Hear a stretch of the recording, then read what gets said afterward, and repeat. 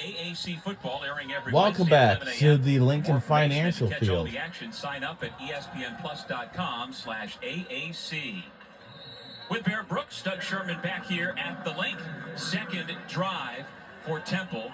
Starts backed up at their own 4-yard line. Terez Worthy with some positive I heard my yardage, band is but playing in the not much. background. What does the offense need to do to get this offense moving? Well, they need the big fellas up front to take the game over, start blocking run plays, and I'm surprised they don't have Anton Littleton in there. I mean, he's a big back, 240 pounds, coming off the ball. I'd put him in there. Yeah, he's bigger than the linebackers who'd be trying to tackle him. Beautifully set up to Landon Morris. Evan Simon, there's a big chunk play. All the Wow, way down first inside down, the first 40-yard down. line. And there it is. The run play set up the pass play on that. Play action. Quarterback able to swing his hips. Once he swings his hips, looks at him, gets downfield, a simple nod route, gets it. Big impact play.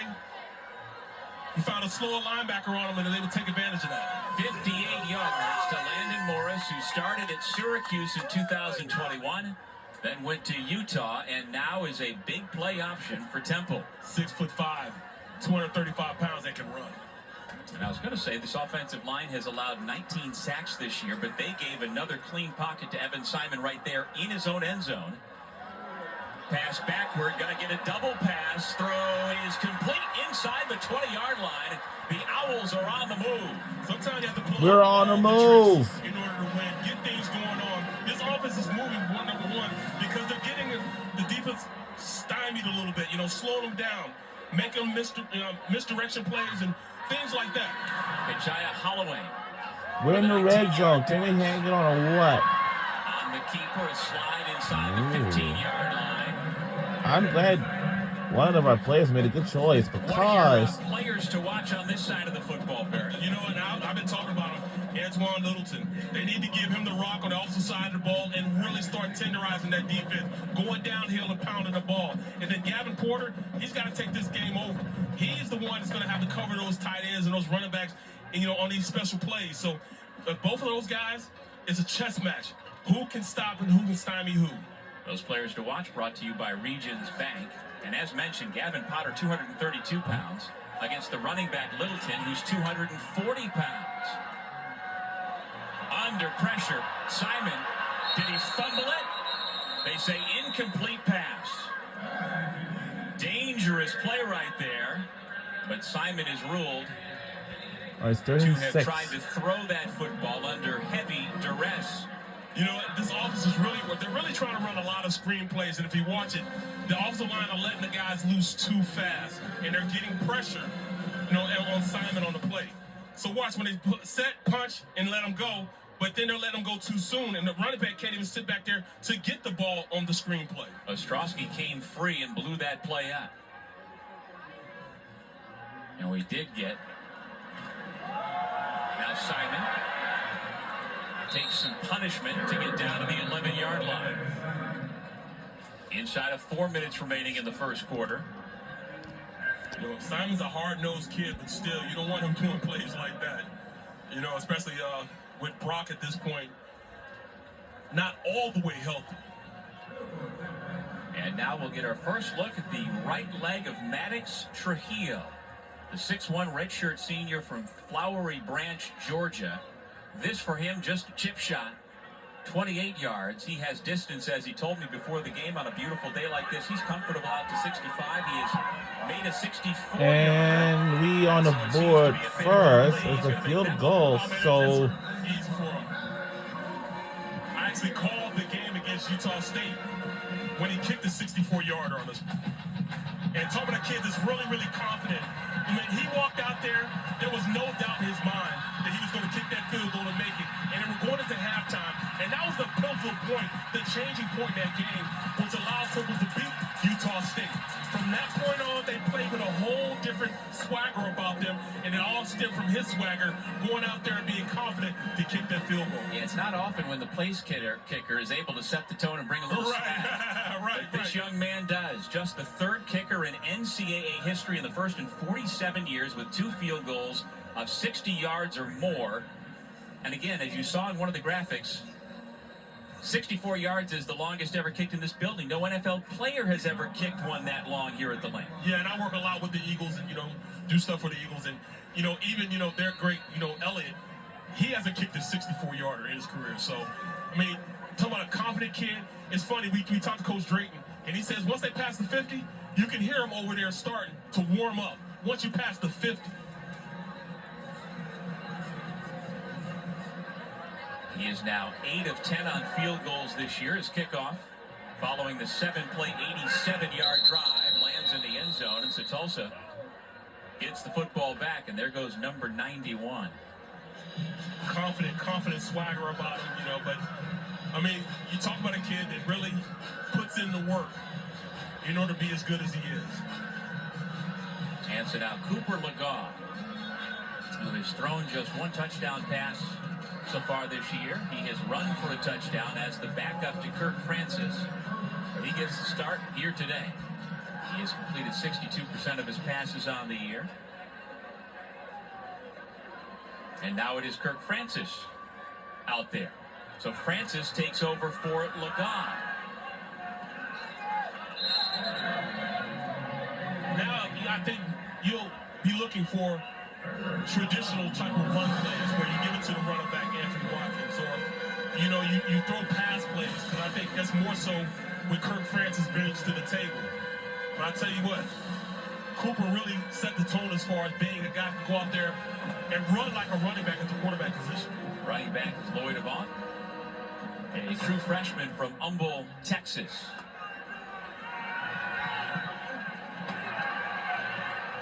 On the check down into traffic, pass incomplete. Trying to find Benjamin, but he had a couple of guys in Cherry nearby, including Torrey Richardson, the UTEP transfer, who broke up that pass play. This is where you're going to probably see a lot more pass plays to the tight end. They're usually a quarterback's best friend because you can get routes in the middle of the field, kind of, get the ball out your hands a little quicker. Francis gets rid of it, and that looks like an interception. Yep, it is interception picked off. Indeed it is. Yep, indeed it is. We got it back on top. It looked like a great pick. High pointed the ball, brought it down, but did he secure it when he hit the ground? That's what we look at. He gets pressure early. They run a stunt from that right side. And then that comes up, picked off. We have an interception already. And it's intercepted. Intercepted at the, I don't know what yard line it was. Coach Withers is very confident in his defensive backs at this point. He loves how those guys are aggressive, and they want to play. Now it's picked off. Receivers.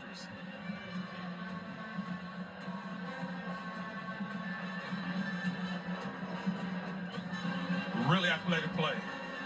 Now it's on a review. What?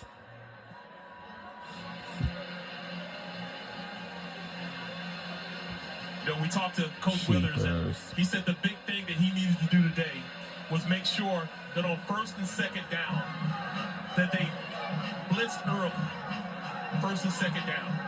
And their ability to go out there and then blitz early, they call them run blitzes, but, just so happens if you're passing, it becomes a pass play. So Doug, did he secure it when he get it? He high pointed it, and he has with one hand right there. To me, he secured it right there. He has possession of it. But did he finish through the ground? Oh, yeah, it did move a little bit. It did move from that angle. It looked like it moved. But Lewis plays the owl position. He already has one interception this year. The former Arkansas Razorback spent the last couple of years in Fayetteville and left the Hogs to become an owl. He was a high 3-star recruit out of Haywood High School in Brownsville, Tennessee. Had offers from Florida State, South Carolina, Georgia Tech, Duke, Michigan State. The ruling on the field, the interception, and so the replay officials have to see indisputable video evidence to overturn this call.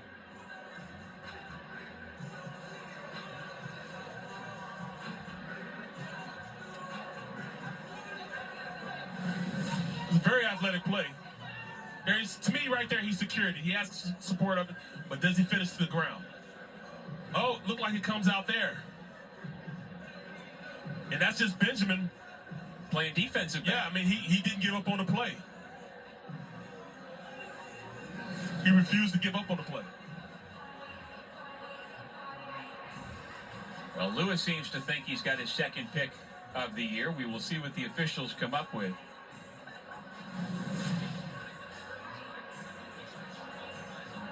And there you go. The ball did come loose. Yeah, it did come loose. Great angle there to see it come down. Right there, to me, it's loose.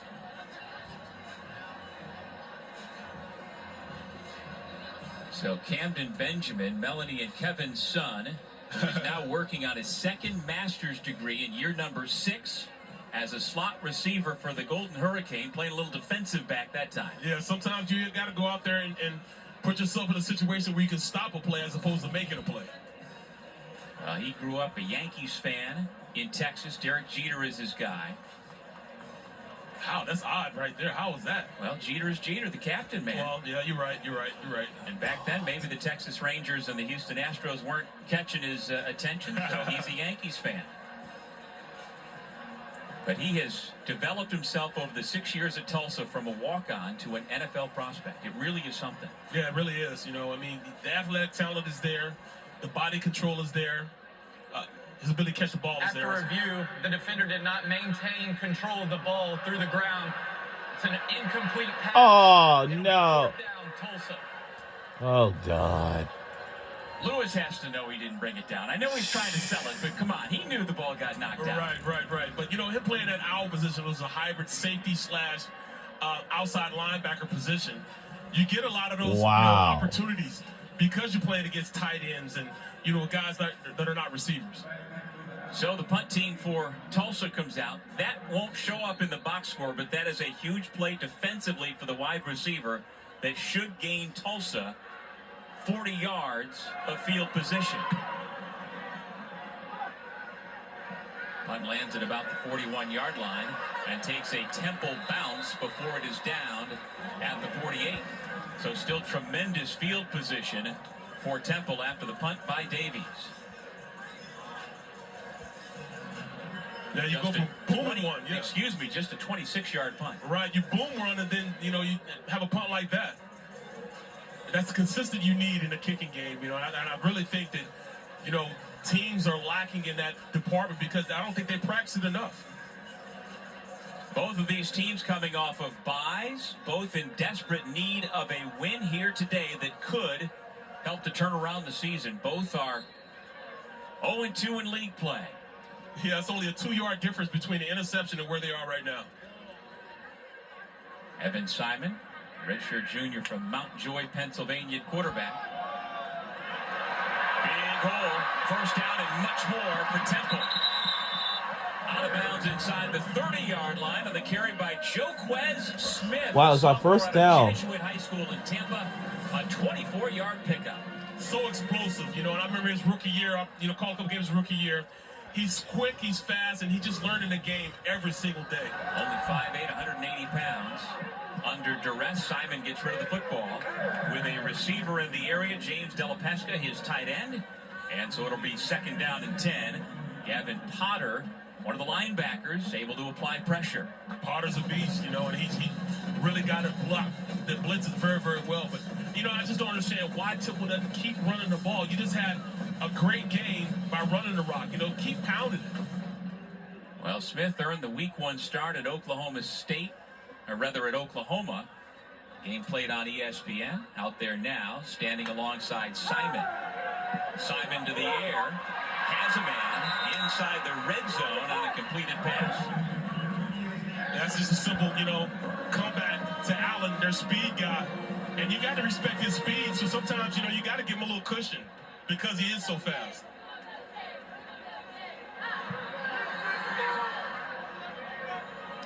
Well, I need to say this. Simon over the middle once again to Allen. He falls forward to the 12-yard line.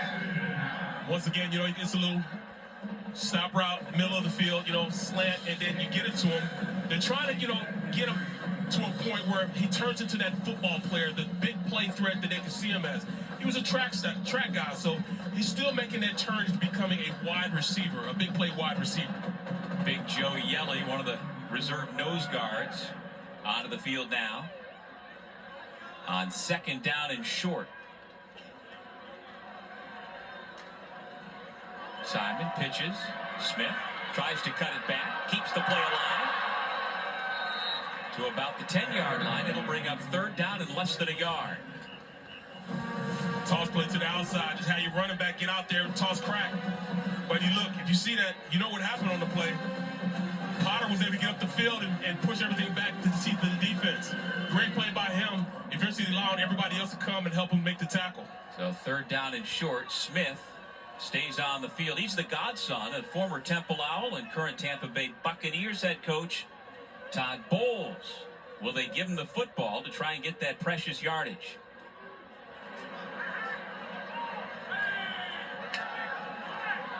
Simon indeed hands it off. Smith follows his lead blocker and gets himself a 1st down. And it's 1st and goal, Temple.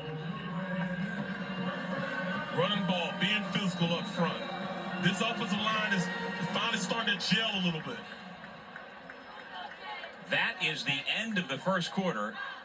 And the Temple Owls with their 2nd trip into the red zone. They've got a field goal to show for it on their 1st. Trying to put it into the end zone with their 2nd. All right, that will do for the 1st quarter. And here in Philadelphia. And we'll be right back with more fun after these messages.